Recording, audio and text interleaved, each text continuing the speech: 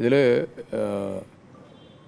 ശ്രീ വിനീതിൻ്റെ കുടുംബക്കാരൻ കൂടിയായിട്ടുള്ള കോഴിക്കോട് സ്വദേശിയായിട്ടുള്ള ശ്രീ സന്ദീപനാണ് അവൻ്റെ അവസാനത്തെ മെസ്സേജ് രാത്രി 8:59 അയച്ചിട്ടുള്ളത്. 8:46 അവനൊരു മെസ്സേജ് അയച്ചിട്ടുണ്ട്. പക്ഷേ ആ മെസ്സേജ് അവൻ ഡിലീറ്റ് ചെയ്തു മരണത്തിന് തൊട്ട് മുമ്പ്. അപ്പോൾ ആ ഡിലീറ്റ് ചെയ്ത മെസ്സേജ് റിക്കവർ ചെയ്തെടുക്കാൻ പറ്റും.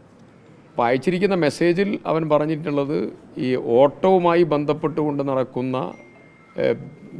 ബറ്റാലിയനിലെ ക്രൂരമായിട്ടുള്ള ചില സമീപനത്തെക്കുറിച്ചും അത് ഇന്ന ശ്രീ അജിത്ത് ഉൾപ്പെടെയുള്ള പ്രധാനപ്പെട്ട ആളുകളോട് ഈ വിവരം പറയണം എന്നുള്ളതും ഒക്കെ പറഞ്ഞുകൊണ്ടുള്ള മെസ്സേജാണ്. അപ്പോൾ ഇന്നറായി നടക്കുന്ന പീഡനത്തിലേക്ക് വളരെ കൃത്യമായി വിരൽ ചൂണ്ടുന്ന മെസ്സേജാണ് ഈ അവസാനത്തെ മെസ്സേജ്. ഇത് മരണമൊഴിയായി എടുക്കേണ്ട മെസ്സേജാണ്. പോലീസിൽ നടക്കുന്ന ഇത്തരം വിഷയങ്ങൾ ഗൗരവമായിട്ടുള്ള അന്വേഷണത്തിന് വിധേയമാക്കണം. വിനീതിൻ്റെ മരണത്തിൽ ജുഡീഷ്യൽ അന്വേഷണം ഉണ്ടാവണം. മാത്രമല്ല ഈ മരണത്തിൻ്റെ ഉത്തരവാദിത്തം ആഭ്യന്തര വകുപ്പ് തന്നെയാണ്. അതുകൊണ്ട് തന്നെ കുടുംബത്തിൻ്റെ സംരക്ഷണം ഉൾപ്പെടെയുള്ള വിവിധ കാര്യങ്ങൾ സർക്കാർ തലത്തിൽ ആലോചിക്കാനുള്ള നടപടിയും സ്വീകരിക്കേണ്ടതുണ്ട്. ഈ കാര്യം ആവശ്യപ്പെട്ട് ബഹുമാനപ്പെട്ട മുഖ്യമന്ത്രിയോട് ഈ വിഷയം സംസാരിക്കും. കേരളത്തിൽ പോലീസിൽ നടക്കുന്നത് വളരെ ക്രൂരവും മനുഷ്യാവകാശ ലംഘനവുമാണ്. അമിത ജോലിഭാരവും അതുപോലെ പോലീസ് ഉന്നത നേതൃത്വത്തിൻ്റെ സമീപനവും എല്ലാമായി നിന്നു പോകാൻ പറ്റാത്തതായ അവസ്ഥയിലും അതുപോലെ ഏറ്റവും കൂടുതൽ ആളുകൾ പോലീസ് സേനയിൽ മരിക്കുന്ന സാഹചര്യവും അതീവ ഗുരുതരമായിട്ടുള്ള പ്രശ്നമാണ് ഉയർത്തിയിട്ടുള്ളത്. പോലീസ് സേനയിൽ ഇന്ന് ഏത് സംവിധാനമാണെങ്കിലും ആ സംവിധാനത്തിൽ പ്ലഷർ ഇൻഡെക്സ് അളക്കുന്ന ആധുനിക സമൂഹത്തിൽ പ്രഷർ ഇൻഡെക്സ് അളക്കേണ്ട സാഹചര്യത്തിലാണ് കേരളത്തിലെ പോലീസുണ്ട്. അത് വളരെ ഗുരുതരമായിട്ടുള്ള സാഹചര്യമാണ്. ഒരിക്കലും നമുക്ക് സംസാരിക്കാനോ പരിഗണിക്കാനോ സാധിക്കുന്നതിനപ്പുറമുള്ള ജോലി ഭാരത്തിൻ്റെ വലിയ മാനസിക ബുദ്ധിമുട്ട് പോലീസിൽ അനുഭവിക്കുക. അതിൻ്റെ ഭാഗമാണ് ശ്രീ വിനീതിൻ്റെയും മരണം. അതിന് ഉത്തരവാദികളായ ആളുകൾക്കെതിരായിട്ടുള്ള നടപടി ഉണ്ടാവണം. അതിനു വേണ്ടിയിട്ടുള്ള നടപടികൾക്ക് നേതൃത്വം കൊടുക്കാൻ മുഖ്യമന്ത്രിയെ കാണും, കത്തുകൾ കൈമാറും, കുടുംബത്തിന് നീതി ലഭ്യമാക്കാനുള്ള നടപടിയും ആവശ്യപ്പെടും. സന്ദേശത്തിൽ പറയുന്ന പ്രധാനപ്പെട്ട കാര്യം ഇതിൽ ഈ മെസ്സേജ് ഒരു രാഹുലിനെ കാണിക്കണം എന്ന് പറയുന്നുണ്ട്. രാഹുൽ ആരാണെന്നുള്ളത് നമുക്ക് പൂർണ്ണത കിട്ടിയിട്ടില്ല. AC അജിത് സാറിനെയും കാണിക്കണം എന്ന് പറയും. അപ്പോൾ അതൊരു മെസ്സേജാണ്.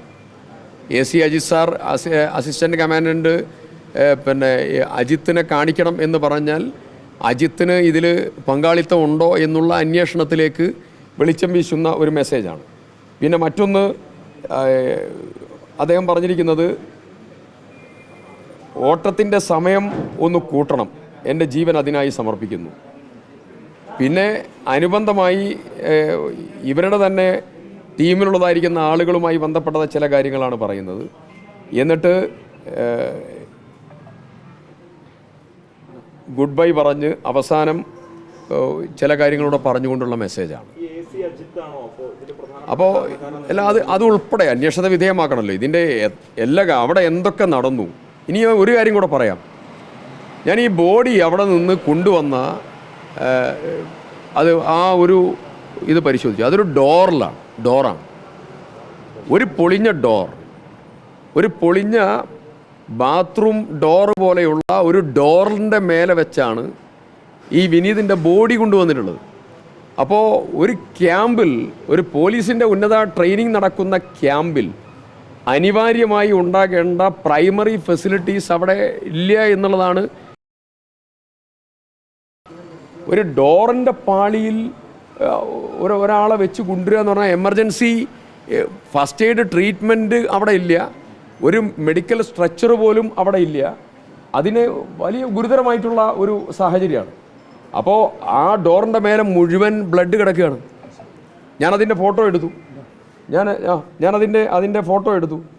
അപ്പോൾ ഇതാണ് ആ ഡോറ്. ഇത് അവരുടെ ബോഡി കൊണ്ടുവന്നിരിക്കുന്ന ഡോറാണ്. അപ്പോൾ കമാൻഡോ ഓപ്പറേഷൻസിന് ട്രെയിനിങ് കൊടുക്കുന്നതായിരിക്കുന്ന ഒരു സ്ഥലത്ത് ഒരാൾ അൺകോൺഷ്യസായി വീണാൽ അല്ലെങ്കിൽ വല്ല അപകടവും വന്നാൽ അവർക്ക് പ്രൈമറി ട്രീറ്റ്മെൻറ്റ് കൊടുക്കാനും കൈകാര്യം ചെയ്യാനുള്ളതായിരിക്കുന്ന സംവിധാനം പോലും ഇല്ല എന്നുള്ളൊരു മെസ്സേജാണിത്. അപ്പോൾ ഇതൊക്കെ അന്വേഷണ വിധേയമാക്കണം. വളരെ ക്രൂരമായിട്ടുള്ള സാഹചര്യമാണ്, വേദനിക്കുന്ന സമയമാണ്. ഇതിൽ ഉത്തരവാദികളായ ആളുകൾക്കെതിരായിട്ടുള്ള നടപടി ഉണ്ടാവണം.